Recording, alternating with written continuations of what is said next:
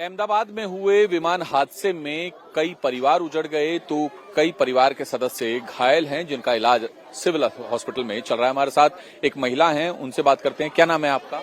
ज्योत्सना बहन। ज्योत्सना, ये बताओ आपके घर? मेरी बहन से उनको भांजा हुआ डेथ हो गई। मेरी बहन को सब दस गए इधर। तो बहन का इलाज चल रहा है? अभी इलाज चल रहे हैं। और उनके बेटे का? इनके बेटे को वो बॉडी अंदर है। डेथ हो गई है? हाँ, डेथ हो गई। क्या कर रहे थे वो वहाँ पर? ये होटल सबके विमान पड़े, विमान है ये प्लॉट था, साइड में ये काम करते थे। काम कर रहे? हाँ, चानी होटल है इसको। इधर से सब साइड में सब बैठे ला। बच्चा वहाँ पे क्या कर रहा बस इनकी मम्मी पास करता है छोटा। हाँ, इनकी माताजी काम करती थी तो वहीं रहता है, मेरा वहाँ पे रहते थे। फिर उसके बाद अचानक क्या हुआ? अचानक विमान पड़ी तो साइड में पर पड़ेगी, जैसे दस गया, मम्मी चली गई तो बच्चे का हाथ छूट गया, ऐसे चली गई। क्या नाम था बच्चे का? गड्डू। गड्डू नाम था। आकाश पत्नी। तो ये बताओ, आकाश की उम्र कितनी थी? 14 साल। पढ़ता था स्कूल में? कई स्कूल में पढ़ता था, बनता था। किसी ने गड्डू के आकाश नाम में। तो और भी कोई परिवार का सदस्य घायल हुआ?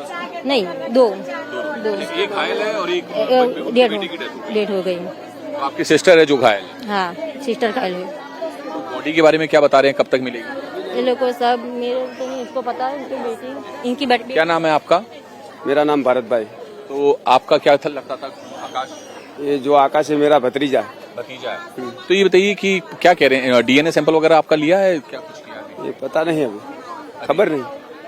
बॉडी के बारे में क्या बता रहे हैं, कब तक मिलेगी? मिलेगी तो आज मिलेगी, न कल। ओके, तो यानी कि जो आकाश है उसकी मदर का अभी इलाज चल रहा है? हाँ, इलाज चल रहा है। तो आप देखें कि ये तमाम परिवार के लोग हैं, रोते बिलखते हॉस्पिटल में मोर्चरी के बाहर बैठे हैं, तो कोई वार्ड के बाहर बैठे हैं।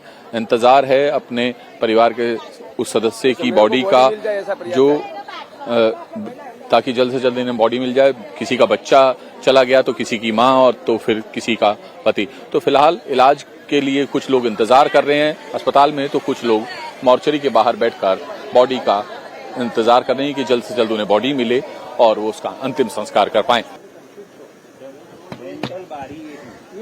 तो देखिए, कल जिस तरीके से अहमदाबाद में ये विमान दुर्घटना हुई है, उसके बाद का मंजर कोई भूल नहीं पा रहा है। कैसे AI-171 बोइंग 787 ड्रीम लाइनर विमान दुर्घटनाग्रस्त हो गया।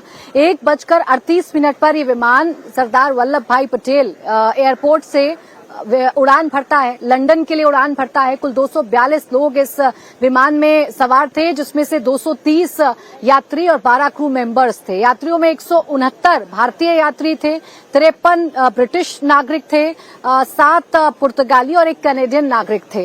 ये विमान जैसे ही आसमान में जाता है, जैसे ही ये टेक ऑफ होता है, धीरे धीरे करके विमान नीचे आने लगता है और एक बिल्डिंग से जाकर, यानी वो एरिया जो सिर्फ 1 से 1.5 किलोमीटर इस एयरपोर्ट से दूर है, मेघानी नगर, वहां एक हॉस्टल से जाकर ये विमान टकरा जाता है। धमाका होता है और धमाके के साथ आग की ऊंची ऊंची लपटें उठती हुई नजर आती हैं, जिसमें 241 जो यात्री थे उनकी मौत हो जाती है और एक लकीली सर्वाइवर इस पूरे घटनाक्रम में नजर आता है। इसके साथ ही साथ जो डॉक्टर्स मेस में खाना खा रहे थे, जो डॉक्टर्स उस वक्त हॉस्टल में मौजूद थे, वो भी प्रभावित होते हैं। उनके भी मौत की जानकारी है, उनके भी हताहत होने की जानकारी है। कुल मिलाकर 297 लोगों की जान चली गई है। 265 शव जो हैं वो रिकवर कर लिए गए हैं। फिलहाल अभी भी मलबे में लगातार शव की तलाशी की जा रही है। स्निफर जो डॉग्स हैं उनको यहाँ पर लाया जा रहा है। फोरेंसिक टीम यहाँ पर मौजूद है, एनएसजी टीम यहाँ पर मौजूद है और छानबीन की जा रही है। क्या कहना है इस पर एनडीआरएफ का, सुनिए।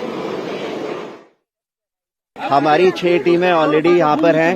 वो लोग कल से काम कर रही हैं, सभी लोग मिलके काम कर रहे हैं। आप लोगों को जो भी होगा हम लोग बताएंगे। ऑलरेडी हमारी टीमें, जैसे ही कल इन्फॉर्मेशन मिला था तब से टीमें लगी हुई हैं, सभी लोगों के साथ मिलके काम चल रहा है। अपनी टीमें ग्राउंड पर हैं, अपना काम कर रही हैं और जैसे ही पता चलेगा आप सब लोगों को बताएं। देखिए, वो सारा जो लोग घायल थे वो ऑलरेडी हॉस्पिटल में है। टीम अभी पूरा अपना काम कर रही है ग्राउंड पर, सारा एरिया क्लियर करने के बाद ही बताएं। अभी हम लोग ग्राउंड पर काम कर रहे हैं, आप थोड़ा सा वेट करिएगा, हम आपको समय पर पूरी इन्फॉर्मेशन।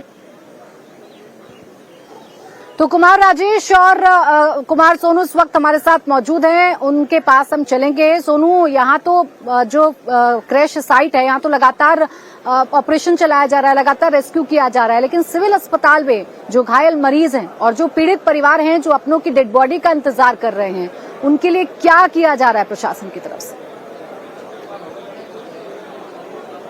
देखिए, दो पॉइंट यहाँ पर अस्पताल में बनाए गए हैं, दो नहीं 3 पॉइंट बनाए गए हैं। एक जगह जहाँ पर C7 वार्ड है, वहाँ पर घायलों का इलाज चल रहा है। दूसरा पॉइंट है पोस्टमार्टम रूम, जहाँ पर जो डेड बॉडीज पहुंच चुकी हैं, जिनकी शिनाख्त हो चुकी है, उनका पोस्टमार्टम किया जा रहा है। तीसरा ये एरिया है जो फॉरेंसिक साइंस लैब है। यहाँ पर दरअसल पीड़ित परिवार जिनके परिवार के सदस्यों की मौत हुई है, उनके DNA सैंपल लिए जा रहे हैं, क्योंकि बहुत सारी लाश ऐसी थी जो कि पहचानने के लायक नहीं थी, क्योंकि जब विमान एयर इंडिया का विमान गिरा तो उसमें ब्लास्ट हुआ था, जिसके चलते जो लाशें थी वो जल गई थी, जो डेड बॉडी थी वो जल गई थी, तो उनकी शिनाख्त करना बड़ा मुश्किल था। तो ऐसे में उनके परिवार वालों के सदस्यों के DNA सैंपल लिए जा रहे हैं और उसके बाद उन DNA सैंपल्स को डेड बॉडी से मैच किया जाएगा। जिसका DNA जिस बॉडी से मैच हो रहा है, उसको वो बॉडी पोस्टमार्टम के बाद हैंडओवर की जाएगी। फिलहाल जो गुजरात के गृह मंत्री हैं, स्वास्थ्य मंत्री हैं, वो इस वक्त फॉरेंसिक साइंस लैब के अंदर मौजूद हैं। वो यहाँ पर देखने के लिए आए हैं कि तमाम व्यवस्थाएं जो हैं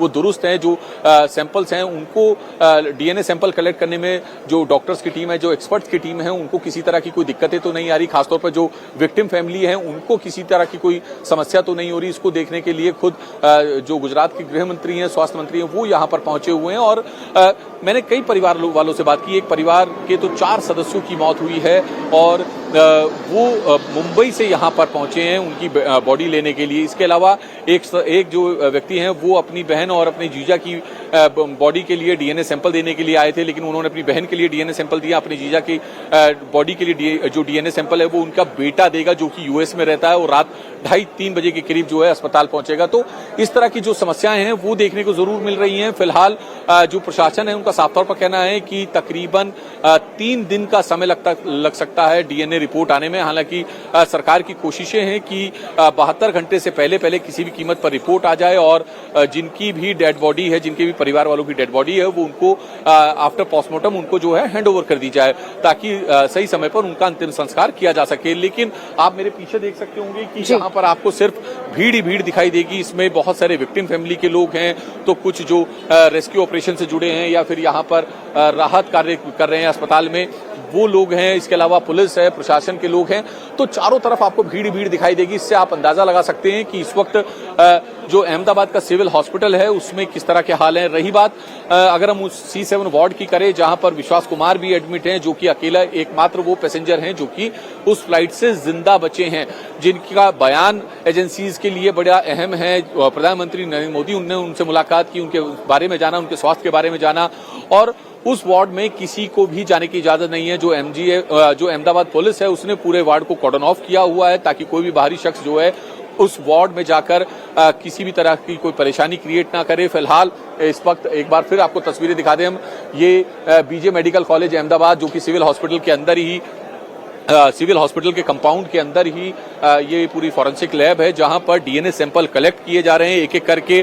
और परिवार वालों से भी बात हुई, विक्टिम फैमिली से हमारी बात हुई, तो उनका भी ये कहना था कि DNA सैंपल कलेक्ट करने में ज्यादा समय नहीं लग रहा है, लेकिन इंतजार करना पड़ रहा है 72 घंटे का, क्योंकि डॉक्टर्स का कहना है कि जो DNA की रिपोर्ट है वो 72 घंटे में आती है। तो ऐसे में इंतजार करना, जो ये समय है वो काटना हमारे लिए बड़ा भारी है, क्योंकि हमारे परिवार के सदस्य गए हैं। किसी परिवार का 1, 2, 3, 4 सदस्यों तक की जो है मौत हुई है। तो आप समझिए कि जिन्होंने अपने परिवार वालों को खो दिया, जिन्होंने कल फ्लाइट में अरमानों के साथ अपने परिवार वालों को बिठाया था, आज वो इस दुनिया में नहीं है। और सबसे बड़ी बात यह है, सबसे दुखद बात यह है कि उन परिवार वालों की डेड बॉडी तक नहीं मिल पा रही है। पहचान के लिए DNA सैंपल की जरूरत है, ब्लड सैंपल की जरूरत है।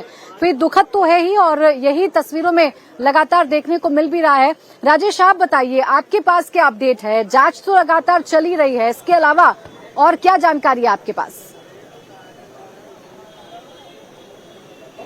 देखिए, जांच में 2 अहम टीमें इस वक्त मौका वारदात पे हैं, वो सबूत जुटाने की कोशिश कर रही है। NSG की जो NBDC है, यानी कि नेशनल बॉम्ब डेटा सेंटर की जो टीम है, वो पहुंची हुई है और वो एनालाइज कर रही है चीजों को। जनरली एनएसजी की जो टीम होती है वो टेररिस्ट एक्टिविटीज अगर कहीं पे ब्लास्ट होता है तो उसके लिए आती है, लेकिन ऐसी कोई बड़ी वारदात होती है तब भी एनएसजी की टीम भेजी जाती है ताकि पोस्ट ब्लास्ट एनालिसिस किया जा सके, क्योंकि जब यहां पर प्लेन टकराया है तो बड़ा धमाका हुआ है, तो चीजों को एनालाइज किया जाएगा। एनालाइज करने के बाद जो है वो कॉरोबोरेट किया जाएगा अलग अलग एजेंसीज ने जो सबूत जुटाए हैं। साथ ही अभी हमने देखा कि एयर इंडिया की जो टीम है वो भी यहां पे पहुंची है। कल रात को भी देर रात तक एयर इंडिया की टीम जो थी वो सबूत जुटा रही थी। अलग अलग जो टीम थी वो टॉर्च लेके ढूंढ रहे थे कि आखिर सबूत जुटाया जाए ताकि वजह साफ हो पाए। यानी कि एनएसजी की टीम के साथ साथ एयर इंडिया की टीम जो है वो लगातार कोशिश कर रही है कि वजह पता लगाई जा सके। जो मोटे तौर पर 4 से 5 वजह इन लोगों से बात करके समझ में आई है, या तो बहुत ज्यादा फ्यूल भरा गया था वो लेकर ये प्लेन उड़ नहीं पाया, या फिर किसी बर्ड से हिट हुआ यानी कि पक्षी जो है वो टकराया है, या फिर दोनों इंजन एक साथ जो है वो फेल हुए हैं। और साथ ही कई सारे ऐसे और भी कयास लगाए जा रहे हैं कि एकाएक 30 से 60 सेकंड के अंदर ये प्लेन जो है वो कैसे क्रैश कर गया। जो इलाके के लोग हैं प्राची, जिनसे हमारी बात हो रही है, जो फर्स्ट रिस्पोंडेंट थे, जो यहाँ पे मौजूद थे, जिन्होंने देखा प्लेन को गिरते हुए, जिन्होंने आग के गुब्बार को देखा, उन्होंने कहा कि जब ये प्लेन गिरा तो उन्होंने समझ में नहीं आया कि आखिर हुआ क्या है। उन्हें लगा या तो भूकंप आया है या फिर यहाँ पे बम फटा है, इसलिए 5 से 10 मिनट तक लोग इस इलाके से दूर गए। और बाद में जब यहाँ आने की कोशिश कर रहे थे तो तकरीबन 300 से 400 मीटर दूर तक आग की लपटें उठ रही थी, जिस वजह से आने में लोगों को यहाँ पे मुश्किल हो रहा था। लेकिन एक बार जैसे आग थोड़ी थमी, लोग अंदर गए और उन्होंने देखा कि अंदर हालात जो थे वो काफी खराब थे। पाना बड़ा मुश्किल था जिन बिल्डिंग्स यहाँ पर कहीं ना कहीं राजेश के एक प्लेन जो सही सलामत तरीके से उड़ान भर रहा है, चंद सेकंड में वो प्लेन धराशायी हो जाएगा, एक आग के गोले में तब्दील हो जाएगा और 297 जिंदगियों को लील जाएगा। ये मुश्किल है यकीन करना। इसलिए लोगों को लगा शुरुआत में कि भूकंप आया है, लोगों को लगा शुरुआत में कि कहीं पर कोई बम धमाका हुआ है। किसी ने सोचा भी नहीं था कि यहाँ एक प्लेन क्रैश हुआ है। जो दुकानदार उस वक्त मौजूद थे, जो चश्मदीद भी हैं और जो दुकानदार इसकी चपेट में आए हैं, उनका क्या हाल है, उनका क्या कहना है, वो आपको सुनवाते हैं। अहमदाबाद में सिविल हॉस्पिटल के अंदर हम मौजूद हैं और मॉर्चरी के बाहर लोग अपनों के शव लेने के लिए पहुंचे हुए हैं। हमारे साथ एक महिला भी हैं। क्या नाम है आपका? जैसी बहन। जैसी बताइए कि आपके परिवार के किस सदस्य की मौत हुई है और कौन घायल? वो मैं अलग मेरे घर पे रहती हूँ, तो वहाँ तक थोड़ा नजीक है, थोड़ा आधा कलाक का रास्ता है मेरे घर। उधर वो रहते हैं ना, चाय की किटली से आधा कलाक का रास्ता है मेरे घर से वहाँ पे जाने का। लेकिन ये धुआं देख के सब पब्लिक गई इधर गई, तो मैंने बोला को पास में से धुआं निकलता है, उस उमिया नगर है ना पास में, तो ऐसा समझे कि इधर से धुआं आता है। लेकिन मालूम ना था कि कितने दूर हो आईजी कंपाउंड के अंदर विमान फूटा है। फिर मालूम पड़ा बाद में, सब पब्लिक जाई दौड़ दौड़ के चली गई सब, फिर मालूम पड़ा कि इधर तक वो विमान फूट गया है। तो कौन किसकी डेथ हुई है आपके घर में? किसकी मौत हुई? वो मेरे वो भतीजा लगता है, मासी का लड़का है। फिर हम बाद में 15 साल। वहाँ क्या कर रहा था? उधर वो सो गए था, वो चाय की, हाँ वो इधर से चाय की दुकान थी। हाँ चाय की दुकान थी, तो इसकी माँ का वो टिफिन देने गया, फिर वो इधर सो गया थोड़ी देर के लिए। हाँ सो गया, फिर वो दुकान पे सो गया तो फूटन, तो इसकी वो माँ दौड़ी पहले इसको बचाने के लिए, थोड़ा दूर था। तो देखिए लोग यकीन नहीं कर पा रहे कि कितना भयावह हादसा कल हुआ था, और जो इसकी चपेट में आए हैं उन्हें बहुत मुश्किल हो रहा है कल के हादसे के सदमे से उबरने में, क्योंकि चारों तरफ आग की ऊंची ऊंची लपटें थी। और इनमें से कुछ लोग ऐसे भी हैं जो इस हादसे में बाल बाल बचे हैं। इस मेस में रोज खाना खाने आने वाले स्टूडेंट्स जो हैं, प्रोफेसर जो हैं, कल उस टाइम पर मेस में मौजूद नहीं थे जिस वक्त ये प्लेन क्रैश हुआ, और इसलिए वो बार बार कह रहे हैं, भगवान का शुक्रिया अदा कर रहे हैं कि भगवान ने उनको बाल बाल बचा लिया। आप भी रोजाना यहाँ पे इसी मेस में आती थी लंच? यस, हम लोग यहीं पे आते हैं। कल लेकिन हम लोग यहाँ से अराउंड 700 मीटर एक कैंसर का कैंटीन है, तो उस कैंटीन में थे। अराउंड 1:36 PM के हम लोग वेट कर रहे थे कि कैंटीन वैकेट और हम जाके लंच करें, बट सडनली हम लोगों ने ग्लास विंडो से देखा कि बहुत सारा धुआं, तो तुरंत हम लोग वहाँ से निकल के आए हैं। फिर यहाँ पे ऐसी सिचुएशन थी, पूरा मतलब इतना धुआं था कि यहाँ पर कुछ भी देख पाना बहुत मुश्किल था। तुरंत हम लोग इमरजेंसी में गए हैं, क्योंकि सभी विक्टिम्स और कैजुअलिटीज़ को इमरजेंसी में लेके जाया जा रहा था और उनकी सिचुएशन बहुत ही मतलब खराब थी। आपको लगता है कल यहाँ नहीं आए आप लोग, रोजाना आते थे, कल नहीं आए? ये grace we were safe just because of that we didn't came here yesterday. आप लोग कितने लोग हैं जो रोजाना यहाँ पे आते हैं? We are 13 students. और कितने दिनों से हैं जो यहाँ पे रोजाना आके आप लोग लंच करते हैं? अराउंड 2 months हो गए हम लोगों को। मई 1st से हम लोग यहाँ आ रहे हैं। आपका क्या नाम है? पटेल हिल। कल आप जब यहाँ पे आई क्या देखा? बहुत पैनिक सिचुएशन थी यहाँ पे और रश बहुत ज़्यादा था, तो वो जो एम्बुलेंस वो सब जो यहाँ पे जो विक्टिम्स वो सब थे, तो उसको स्ट्रेचर में लेके वहाँ पे जो थोड़ा ऐसा था कि कोई इंजर्ड है तो वहाँ पे इमरजेंसी में उसकी सारवार हो रही थी। कल आप लोग यहाँ पे नहीं आए, आप लोग की जान बची, क्योंकि रोजाना आप लोग यहाँ आते थे। ये किसी चमत्कार से कम नहीं है।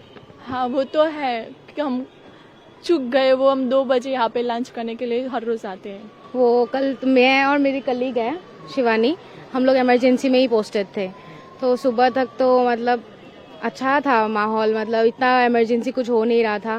फिर लास्ट में ऐसा इंसिडेंट हो गया और पूरा इमरजेंसी में इतना रश हो गया, डेड बॉडीज इतने सारे देखे, तो बहुत खराब था हालत। थोड़ी देर के लिए तो लगा हो कि रोजाना हम यहाँ पे आते हैं और आज नहीं आए, तो मतलब कहीं ना कहीं से ऊपर वाले का शुक्र। हाँ थैंकफुल है, वही मैं पेरेंट्स को भी कॉल करके बोल रही थी कि आई एम थैंकफुल कि आज ही नहीं गए हम लोग उस कैंटीन में, और डिस्टेंस भी 700 मीटर्स ही है, ज़्यादा नहीं है।